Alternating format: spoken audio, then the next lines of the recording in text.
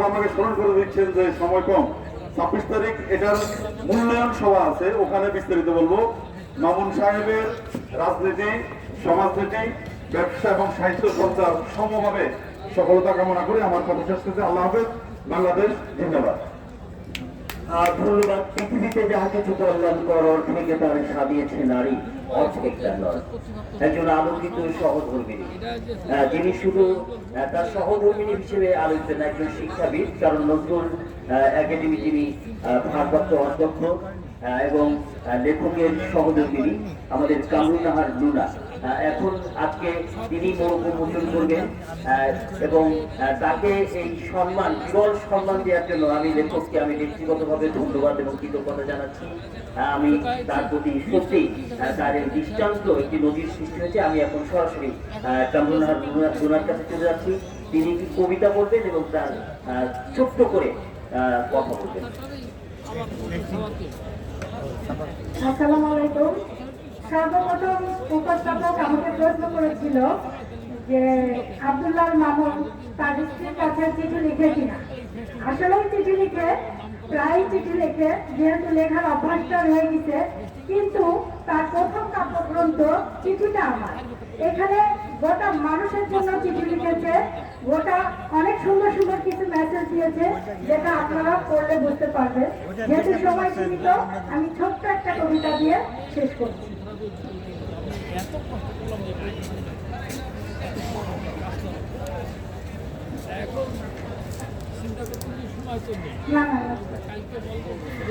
ধীরে চলো বন্ধু, সামনেই বিষাদ ছিল। একদিন হাসতে হাসতে যে পৃথিবী গড়েছি মোরা, সেখানে থেকে যেতে হবে আরো বহু দূর। একদম একাকী সবকিছু ছাড়া বন্ধু, একটু থেমে থেমে চল, সামনে থেমে যাবে বিষাদ সর্বৃত্তি। পৃথিবীর ভার তার নিয়মে চলছে চিরকাল, একদিন ভেসে যাবে কাচের মতো মহাকাল। সেদিন মুছে যাবে সব, দেখিবে জোনাকির মতো চন্দ্রবিন্দু। ধীরে চলো বন্ধু, সামনেই বিষাদ ছিল।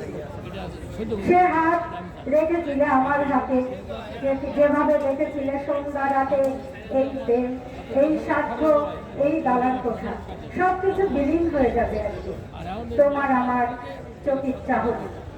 এই হাতখানা ছেড়ে দিয়ে পালাবে কিন্তু। ধীরে চলো বন্ধু, সামনে বিষাদ ছিল। ধন্যবাদ। ধন্যবাদ। এরই মধ্য দিয়ে আমরা এই বইয়ের মোড়কে উন্মোচন শেষ করলাম। এবার আমি স্বাধীনতার গণ অভ্যুত্থানে আমি লেখিকাকে আমরা এই পাশে আসার অনুরোধ করছি এবং আমাদের ফয়সাল ব্যাপারী আমরা প্রকাশককেও,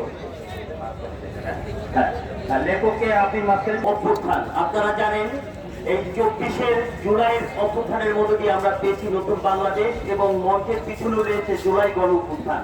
আর এই বইটির নাম হচ্ছে স্বাধীনতার অভ্যুত্থান।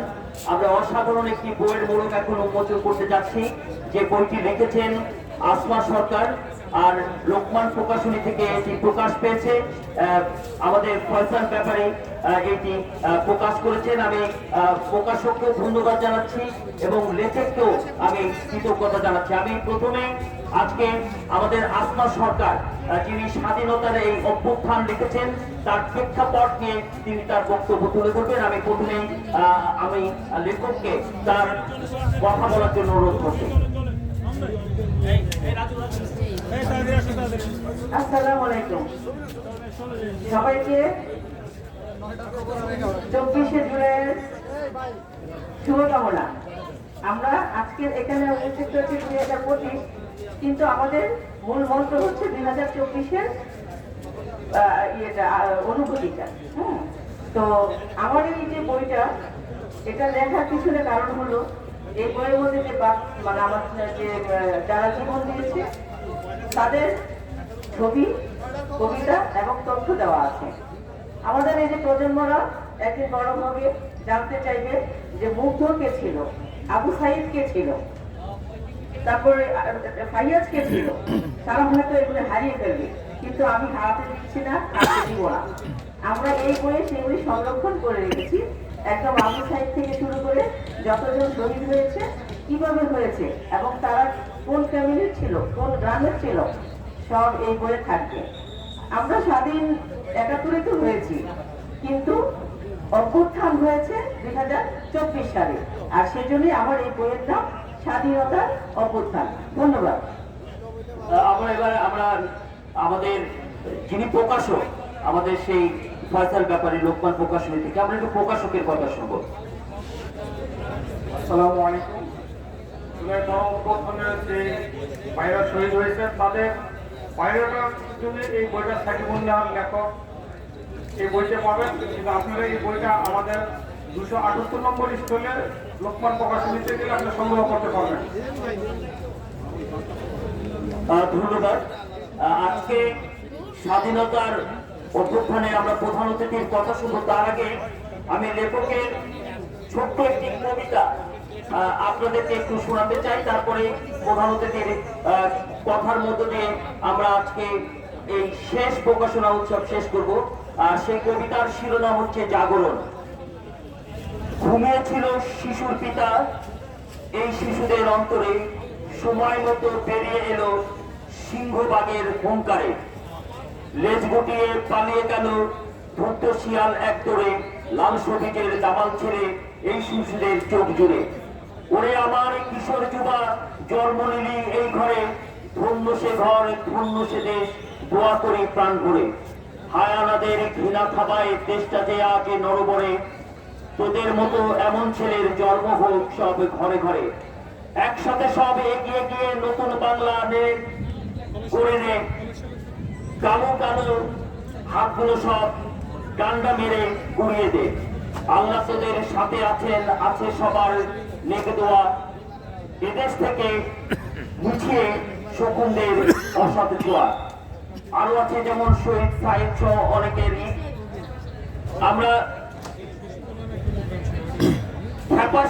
খ্যাপাসনারে ছাত্র সমাজ খ্যাপাসনারে, এরা মোদের দামাল ছেলে, এদের তোরা খ্যাপাস না। রাঘব পোয়াল মারল চোখেও কি দেখিস না, চুলোপটি হয়ে তোরা বাঘ সিংহের খ্যাপাস না। বীর জনতা ওদের সাথে থাকবে জেগে আজমকাল, এই প্রজন্ম গর্বদেশের ঘুচিয়ে দেবে ক্রান্তিকাল। অস্ত্রতে নয় বন্দুকে নয় সাহস নিয়ে এগিয়ে যায়, তাদের সাথে লাগতে এলে কাপড় বেঁধে আশিস মাথায়। আবার বলি খ্যাপাস না রে বীর বাহিনী, খ্যাপাস না, লেজুর তুলে পালাবি রে এই বাঙালি খ্যাপাস না। আমরা সত্যি কৃতজ্ঞতা প্রকাশ করছি, ধন্যবাদ জানাচ্ছি। এবং এই অমর 21 বই মেলায় যার সর্বোচ্চ রেস্তলে যার বই রয়েছে, আমাদের বিশিষ্ট গবেষক এবং যিনি বহুভাষাবিদ, জাতীয় কবিতা মঞ্চের প্রতিষ্ঠাতা সভাপতি, আমাদের অগ্রজ কবি মাহমুদুল হাসান নিজামী, তার বক্তব্যের মধ্য দিয়ে আজকে আমাদের এই বক্তব্য শেষ হবে। আমরা সর্বশেষ আমাদের এই বইটি সামনে রেখে আমরা বড় উন্মোচন করব।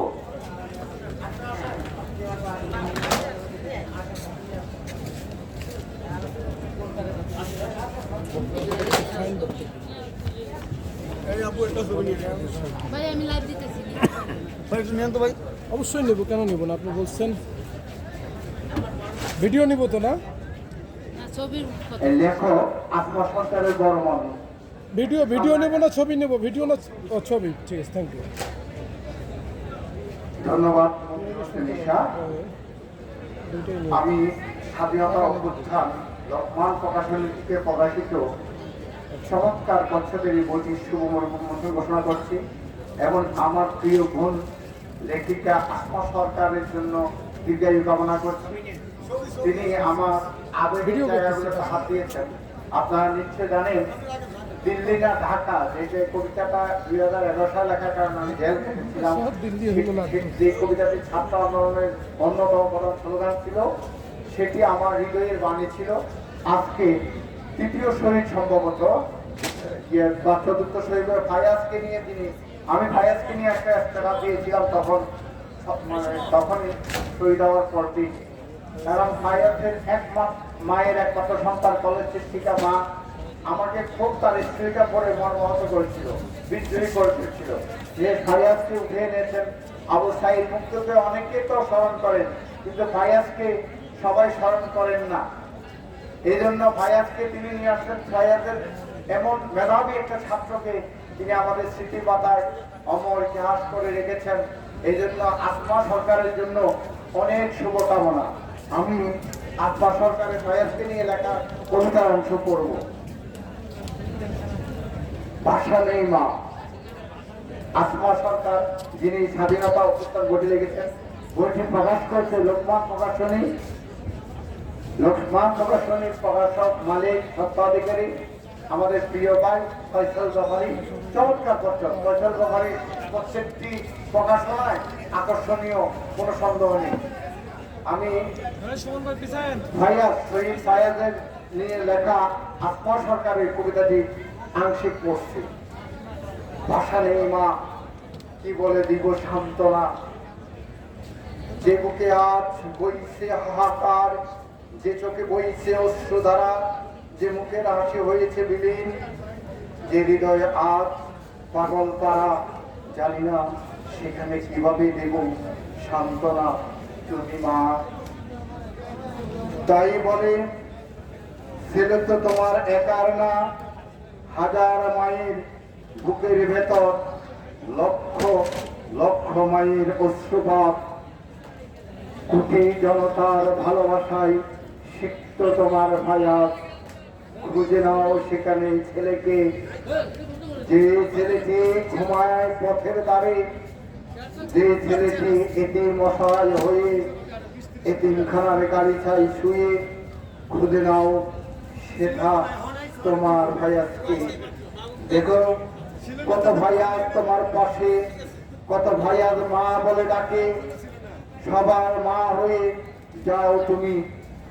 দেখো আর আর একা থাকবে না তুমি, ভাইয়ার স্মরণে চলে যাও আশ্রমে, সেখানে সব অসহায় শিশুদের মাঝে খুঁজে নাও তোমার প্রিয় বাবাটাকে, ফারহান ফায়াজ। তিনি একজন মা বলে আরেকজন মায়ের বেদনাটাকে এত বিষাদময় করে বর্ণনা করেছেন।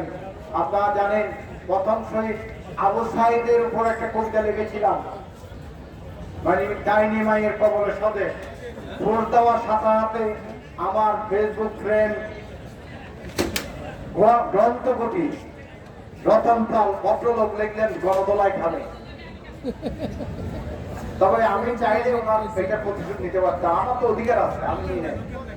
কারণ তিনি এত হিংস্র একজন প্রকাশক, এই গ্রন্থকটির অধিকার, কিন্তু এত হিংস্রতা করেছেন।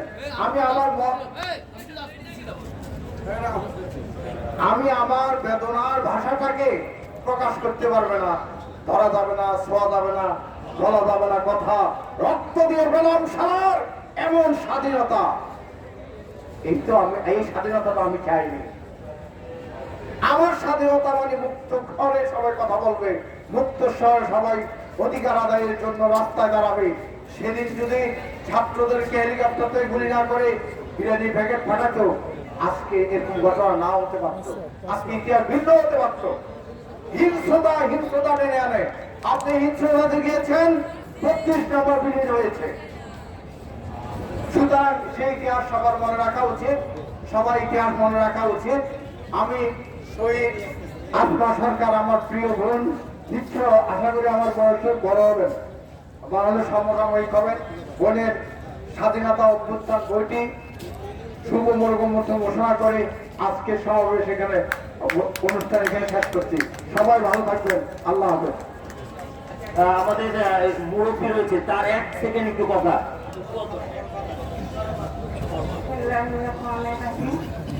এটা আমার বাটনি এই বই সমস্ত জীবন আমার বাটনি কামনা করে।